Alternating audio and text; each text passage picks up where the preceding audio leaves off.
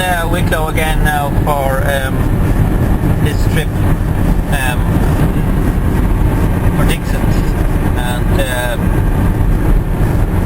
we're not going too far, going as far as Belgium. It's Monday, so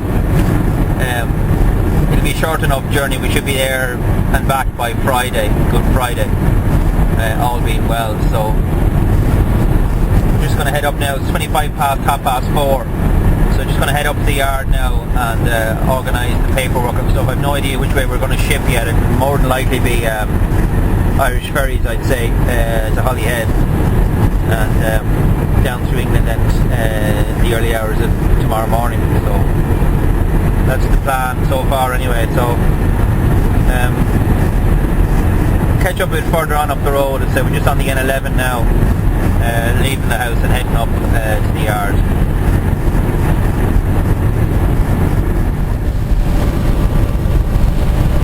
Well, traffic hasn't been too bad so far. We're after getting up there now from Wicklow up to Dublin in just over half an hour there, which we weren't flying it or anything. We're just tipping along, and excuse me, we're going to scoot in around the perimeter fence of the airport. I'm going to go in and get some diesel, and I'm going to pay my road toll. So it's the kind of thing that, you know, unless you keep an eye on it, you forget about it, and then you get this fine, or not the fine, but this bill through the post. You know, it's €6, and then it becomes €24, and then it's 48. So it kind of doubles, you know. So I'm going to scoot in and do that before we go around to the yard. So at least that'll be one thing. Looks like that sky up there looks like it's about to open. Excuse me. Oh, yeah, tired now. Tired. Yeah, so this is, of course, it's the airport really, but it's the perimeter fence of the airport. You can be able to see. It's just another way of going in. You know, there's a couple of different ways to go to the airport. This is just one of them. I don't think there's any difference between going this way and going the other way around, but you see it in there. There's Dublin Airport in there, the perimeter fence. You get people who are sitting along the side. I don't know what they do be doing, whether they're dogging or whether they're just plane spotters or what they are, but there all seems to be a couple of cars parked in here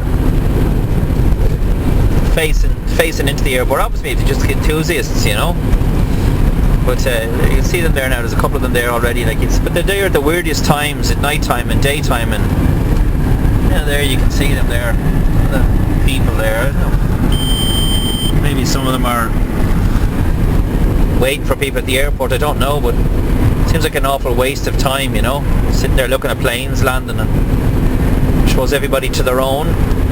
So my fuel light's just gone on there, and the dashers means that I need to throw something into her. So I'll do the two things at the one go here, and we're just gone 5 o'clock, and we'll scoot around to the yard then. We should be around there in about 10 minutes. We'll leave the roof sign on, which will allow us then to scoot up the bus lanes then. So it's not a long journey from the airport. It's only about 10 minutes or so. It's on a road in. He's got some nice plant, that man. So there you have it. There you have it. Oh, we're starting to move now anyway. How fast and how far I don't know, but I need to get a plug on, or a plug in, or whatever they call it.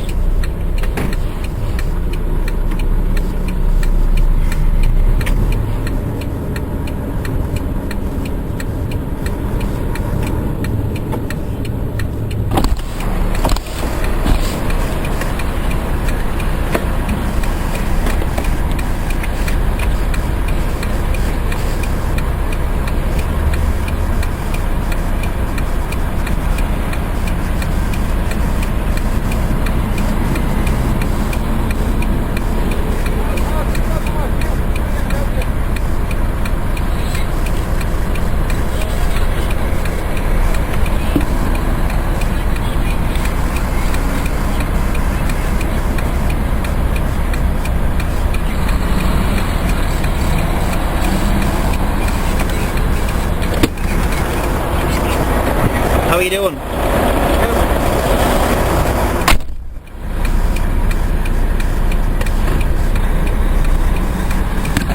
So away we go. I've got my hazard lights on because I want to get a plug-in, and you have to get the guys know that are loading the boat that you want a plug-in, otherwise you won't get one.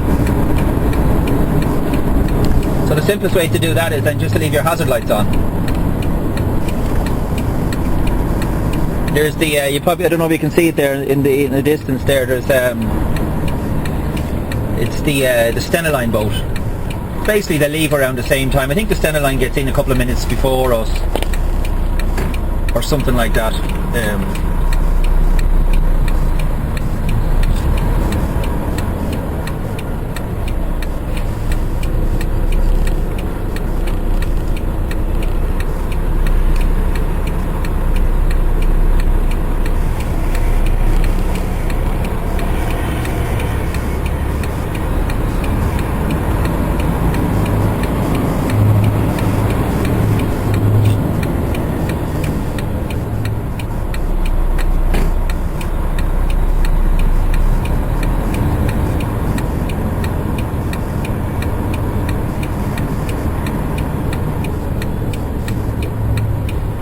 Looks like we're all going downstairs anyway for the moment. So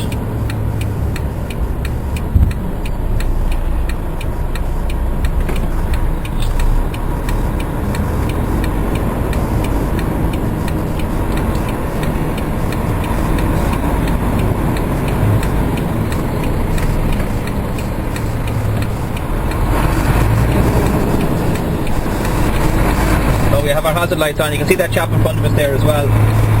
Curran. Oh, we can't see him actually. He's got his hazard lights on as well.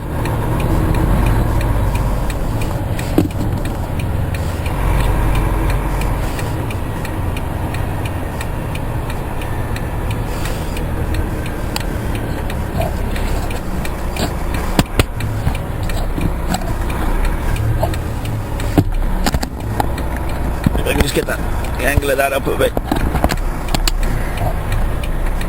That's better.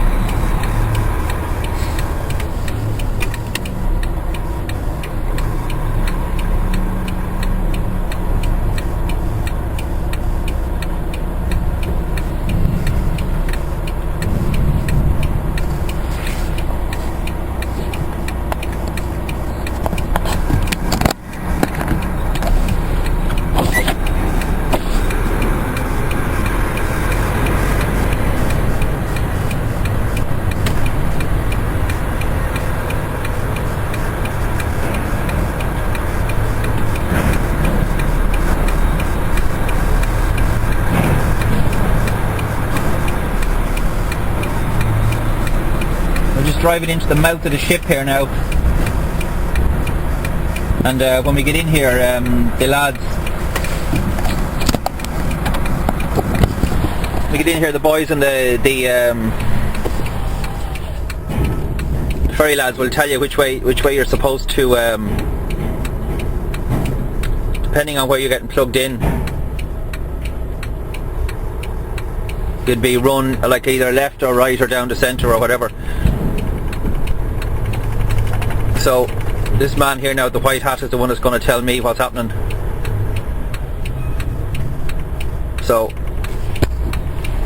he's bringing me over, get me over to the far side. Okay. So he's telling me to go over there. Yeah, that's grand.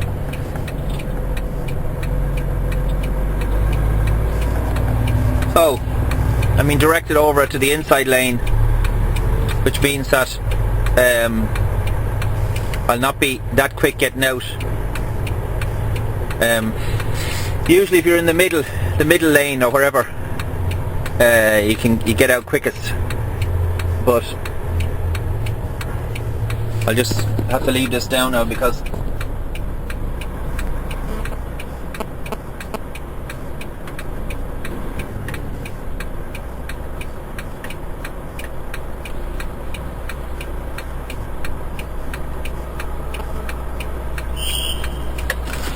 now when you hear the whistle, that means you know that you're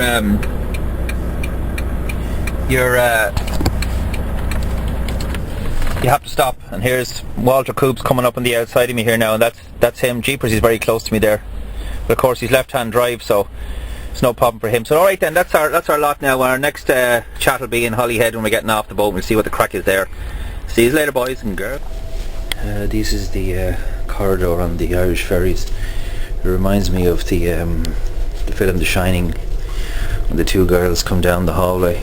Would you like to play with us, Danny? Would you like to play with us, Danny? So, I can't sleep, so I'm gonna go and get a cup of tea or something because I just can't sleep at all. This happens to me on a regular basis. Just can't sleep. Right, so we're arrived in Hollyhead, and I have to do the important thing, which is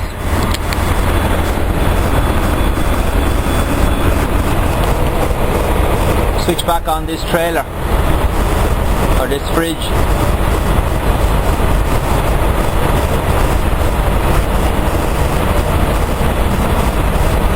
Configuring system, please wait.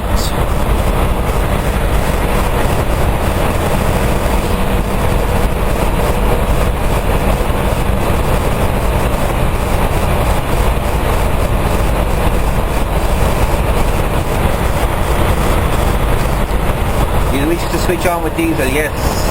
Diesel. Now operating on diesel. Configuring system.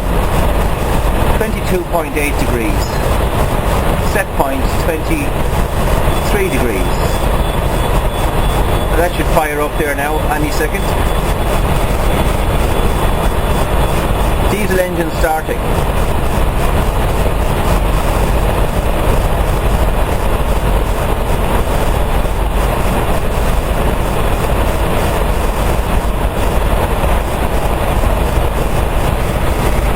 Taking its time, is it?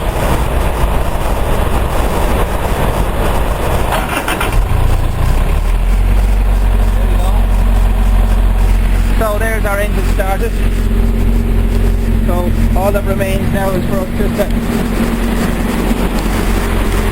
to get back into the cab without wrecking the place.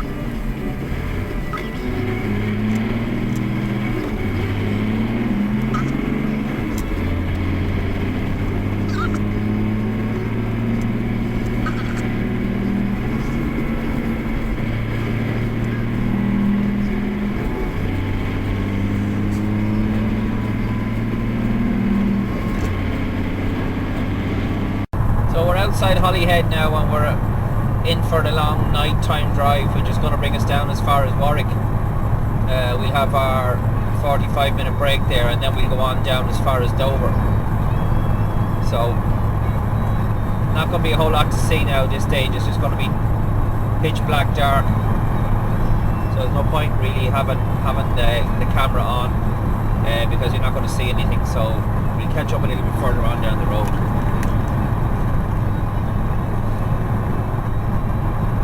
Well, we're just coming down onto the M40 now. It's going to bring us right down onto the M25 in London there.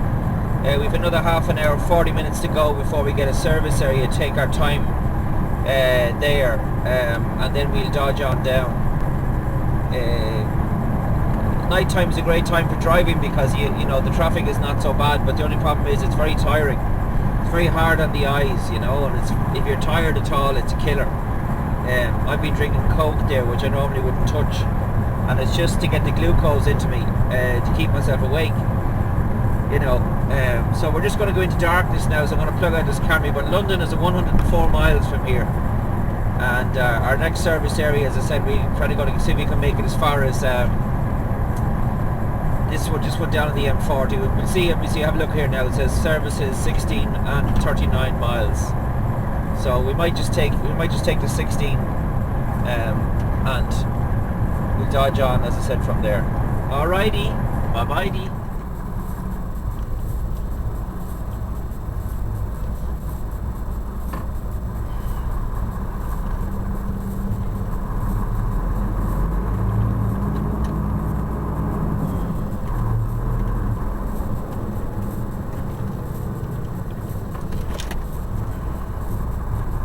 Right, so we've had our 45 minutes off in Warwick services now. We're just going to hit the road, and our next stop, please God, will be Dover, and without too much traffic. We hope.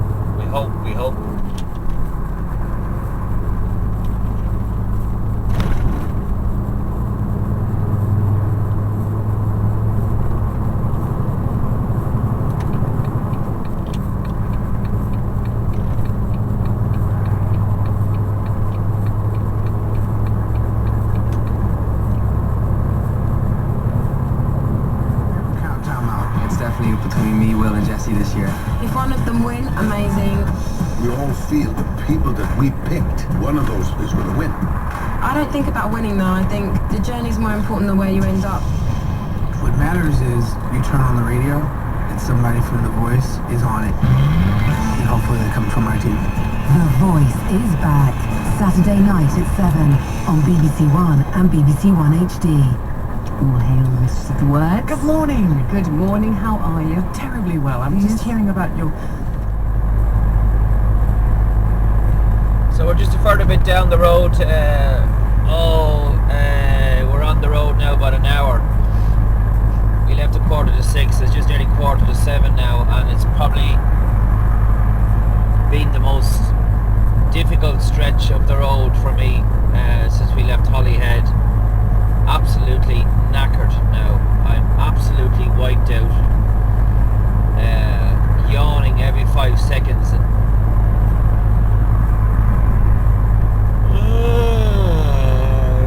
Like that. My brain is even too tired to listen to the radio, because you have to concentrate when you listen to the radio, and my brain's just too tired to even contemplate listening to something. So I'm hoping that it's like a wave, that it'll pass over, because it's really like some kind of a Chinese torture now at this stage, you know. Like, technically speaking, I've only done 4.5 hours driving since I came back, but I've been up all day yesterday, you know, up at 8 o'clock or 9 o'clock, and then it's like 7:15 the following day, and I haven't had any sleep. I got about half an hour of sleep on the boat, that was it. So I'm absolutely wrecked, but I have to keep going. I have to get down here and get my split break and get on that boat, because my daily spread is up at 10:15. So if I don't get down and get booked on the boat before then, I'd have to take my time off in England, and I won't be able to take advantage of my split break. More than 3,000 homes and businesses in the west of Scotland have spent a fourth night without electricity following heavy snow. Scottish and Southern Energy said its network had suffered the worst damage for 30 years, and it was the first time in its history that 2 pylons had been brought down by severe weather. The United States Supreme Court will begin hearing arguments today in 2 cases which gay rights activists hope will redefine the legal status of same-sex marriage. The first case refers to California's ban on gay marriages. The second challenges a federal law which bars the extension of benefits to same-sex couples. From Washington, here's Johnny Diamond. An 83-year-old woman, Edith Windsor, is at the heart of a case which could see a social revolution unfold here. Miss Windsor ended up with a £200,000 inheritance tax bill when her female partner died in 2008. Their relationship was recognised as marriage by the state of New York, but not by the federal government. Now her lawyers are challenging the federal law, the Defence of Marriage Act, that denies same-sex partnerships the benefits of traditional marriage. At the same time, California's Proposition 8, which outlawed same-sex marriages in the state, has come under challenge. Neither California nor the federal government are defending their respective laws in court. Italy's right. Right, so we're back, just coming off the M40 now. We're about to join the M25, which is, you'll see when we get up here, this is crazy road now in the morning time. It goes into 5 and 6 lanes, so we'll do the same as we did last time we were out. We'll just pick the third lane and we'll just stay in that lane because the rest of them are slip roads. You have cars coming onto them and going off them all the time. So we're not doing too bad. Getting down here at 7 o'clock in the morning, it's not the best, but it's not the worst either, because in another hour it'll be 10 times worse. But it's going to be a little bit slow, but it shouldn't be ridiculous, you know. And hopefully I'm not speaking too soon. It's already at a stop here, which is a nightmare. Oh, here we go. Yeah, maybe I spoke too soon.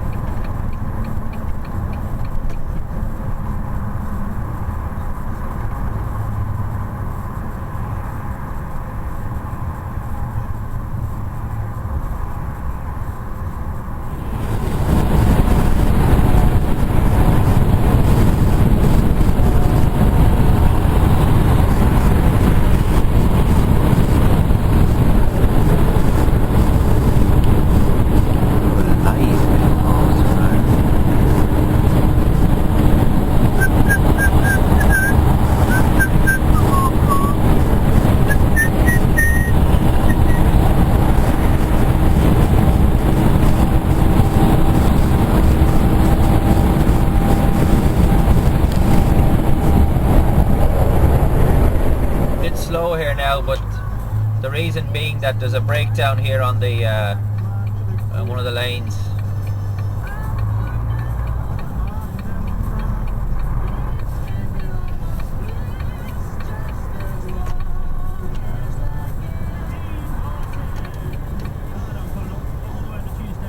These guys here, this van here with the flashing lights, they're not police, but they're kind of look after traffic and stuff like that.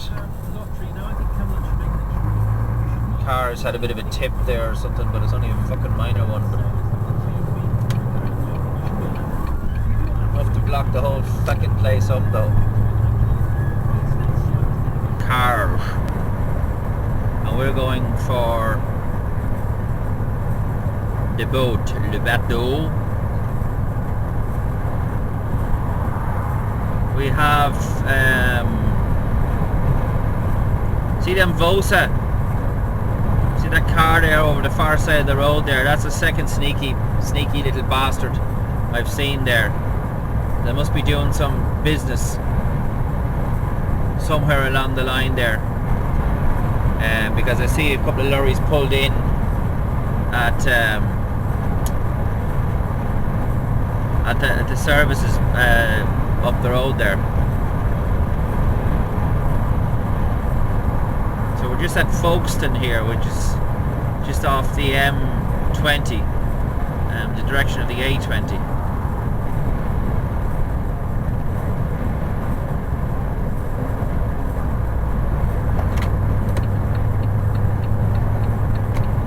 mobile car here causing fucking mayhem as usual. Grandad driving it.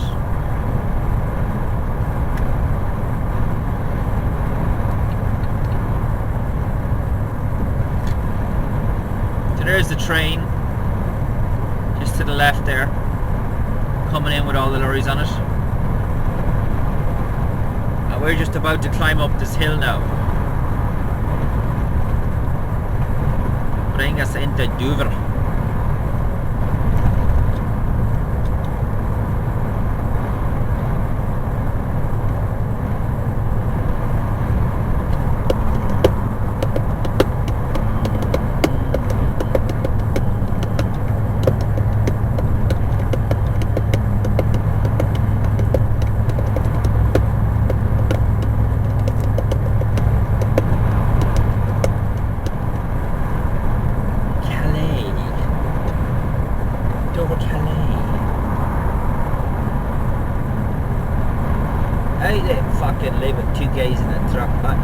I honestly don't know how these guys do it, living with two guys in the truck, you know. Like, a lot of them are not big cabs. Like, it'd be bad enough if you had a daft super space staff, it'd be really bad, it'd be bad enough. But these guys are living in Volvos, two of them, and there's no room in a fucking Volvo. There's no room in the Volvo, there just ain't any, you know. So I don't know how they do it, I really don't. Fair play to them anyway, because it certainly ain't easy.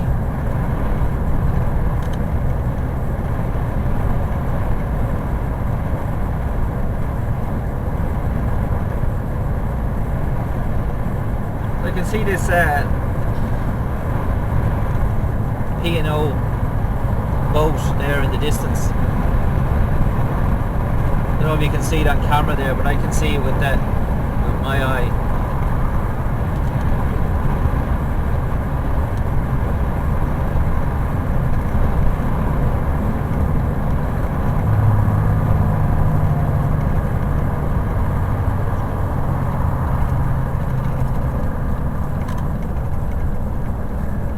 BBC Radio Kent. 9:17 and James has the travel news. Good morning. Morning, Jules. In Canterbury, still quite busy on Lower Chancery Lane. It was closed earlier between the New Dover Road and Ivy Lane after an accident. It's all open and traffic still quite busy, and also on the Surrey Road's fairly heavy. 824. I see some blue lights flashing up there, and I wonder what that's about.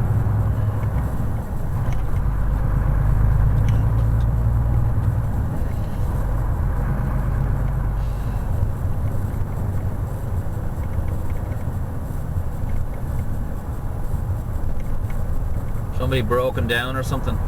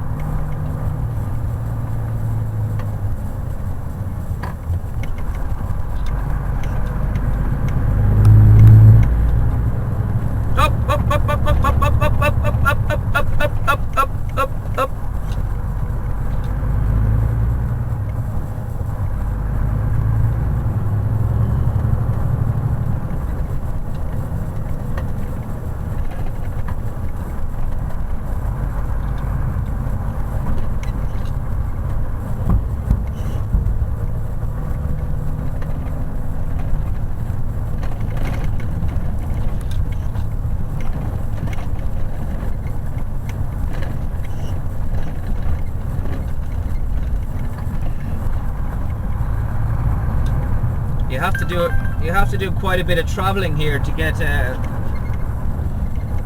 to where you're going, you know. You have to drive around the world.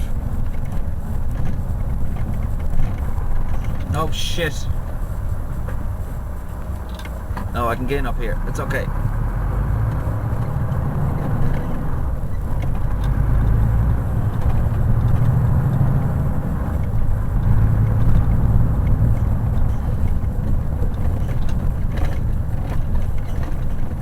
This is where I clipped my mirrors the last time, and this is where I don't want to do it this time.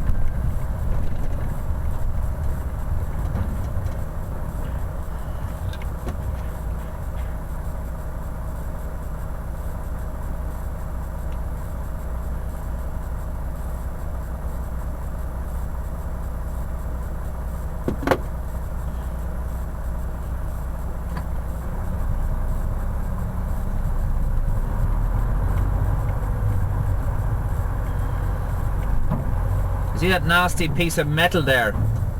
That's where I clipped my mirror on. Two big, massive, big, stupid looking pieces of metal. Absolutely no need for them whatsoever. Now,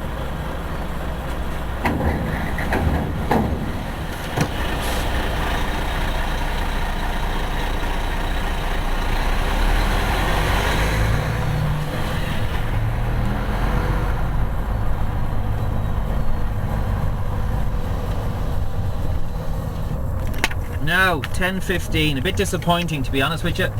I thought I was going to get one sooner than that, but not to worry. It's no big deal. So 2:09 we're looking for.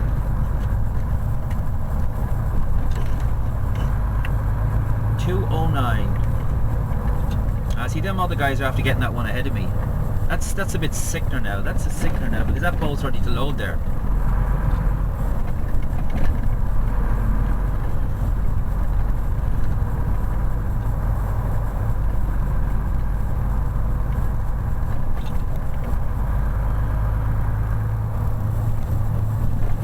It's a bit of a sickener.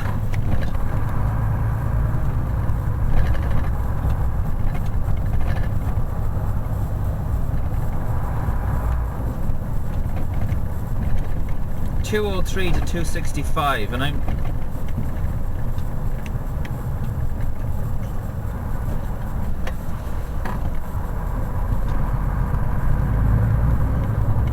have I gone too far?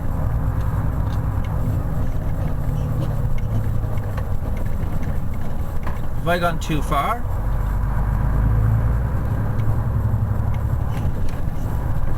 Have I gone too far? Have I gone too far?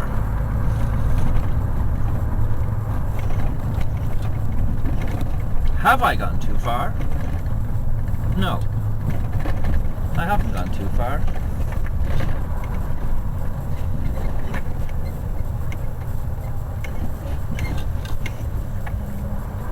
No. 2:09.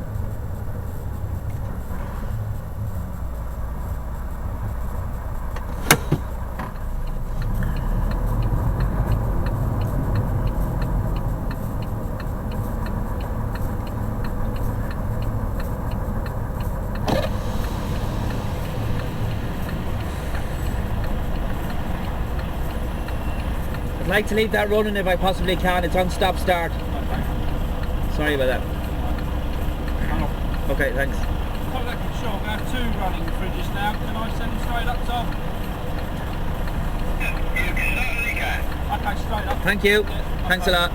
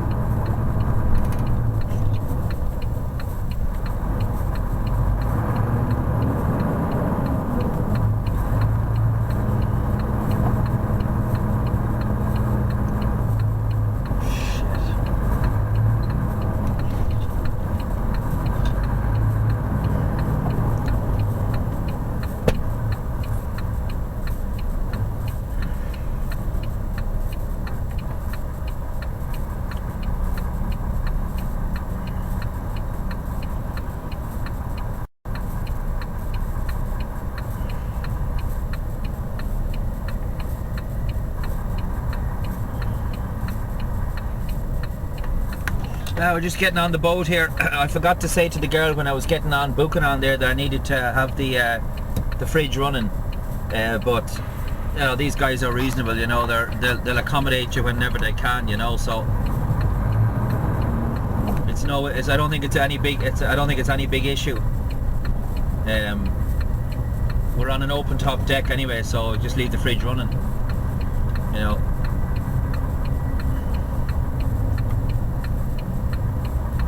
We'll leave the fridge running.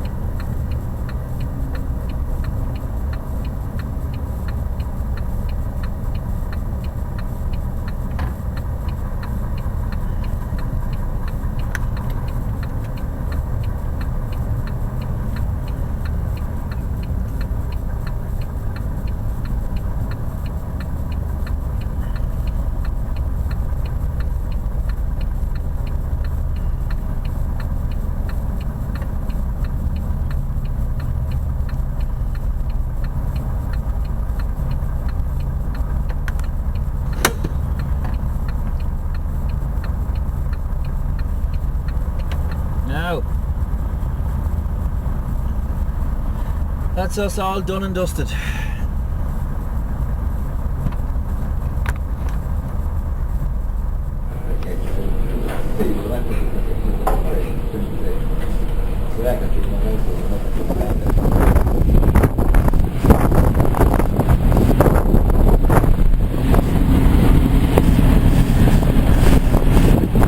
You can see I'm parked there behind Matthew. Right at the very back, and I'm up on the upper deck, on the open deck, because I have the fridge running. So rather than having a plug in, if you're on the outer deck, you can just leave the engine running on it, because obviously you're outside and it doesn't have any effect, you know. That's where I'm at. Happy days. I'll tell you, it's fair cold out here.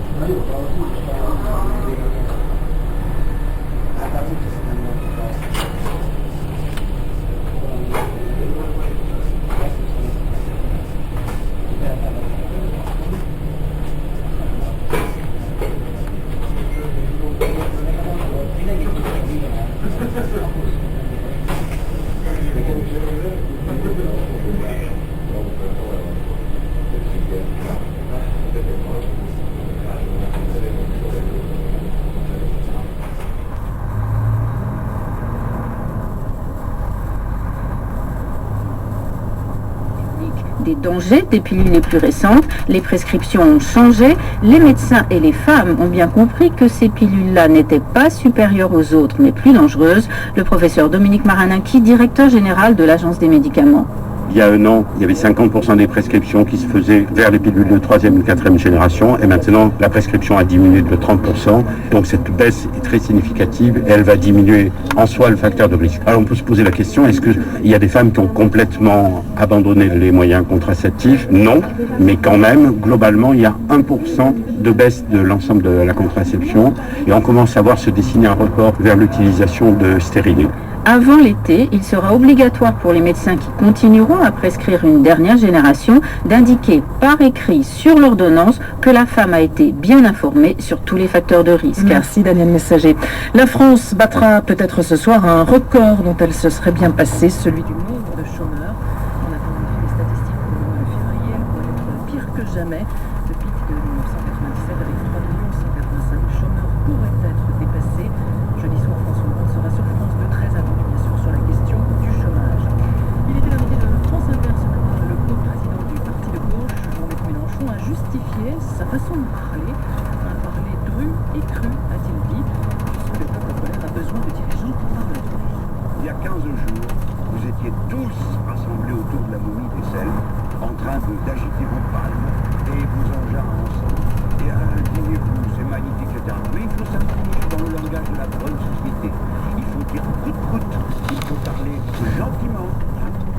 pas comme ça qu'exprime la colère du peuple. Les gens ont par-dessus la tête. Et ils ont besoin d'avoir des dirigeants qui parlent dru et cru, qui disent les choses comme elles sont. Voilà. Eh bien, nous disons les choses comme elles sont.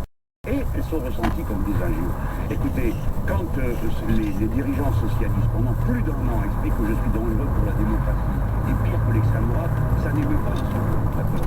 Mais quand un des miens traite de salopard quelqu'un qui, dans une réunion de 17 dirigeants européens, accepte de voter un plan qui est contraire à l'idée que nous, les Français républicains, nous faisons l'idée de la démocratie, on n'a pas le droit d'en parler. Jean-Luc Mélenchon avec Patrick Cohen ce matin sur France Inter. Le paysage syndical en plein bouleversement, changement de tête au sommet avec Thierry Lebon à la CGT, Laurent Berger à la CFDT, mais ce n'est pas tout. Derrière les hommes, il y a des changements de stratégie également et parfois des tensions. Ce matin, Dominique Julia, le secrétaire général de la CFDT, a annoncé qu'il n'y aurait pas de défilé commun avec la CGT le 1er mai prochain. Au cœur du conflit, il y a l'accord emploi du 11 janvier, signé par la CFDT mais rejeté par la CGT. Depuis, les deux syndicats sont à couteau tiré. Une tension exacerbée par l'arrivée récente de leurs deux nouveaux leaders qui veulent chacun s'imposer et montrer leurs muscles. Tension palpable sur le terrain. Le 5 mars dernier, par exemple, quand un militant CGT a brûlé à Lille une bannière de la CFDT en marge du défilé contre l'accord emploi. La semaine dernière également, lors du congrès de la CGT à Toulouse, les militants ont copieusement critiqué la CFDT, syndicat, je cite, social traître, coupable aux yeux des militants d'avoir signé un accord. So that's us out of Calais port, no sign of any police or customs, which is the normal now. Used to be, but it is now. So what we need to do is just get onto the corridor and find ourselves a parking area. That's all we have to do.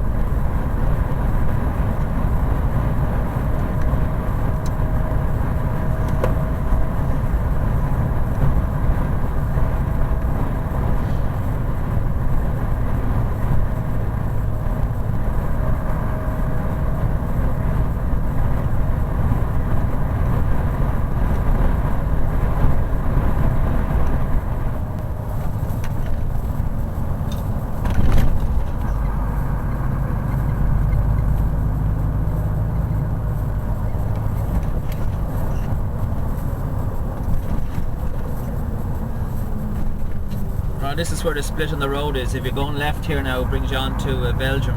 If you're going straight down there, it brings you to St. Omer and then on to Paris and on to Rheims that way. So we just hope that there's a parking space available in this place when we get in here. Because if there ain't, we'll be doing the same thing again.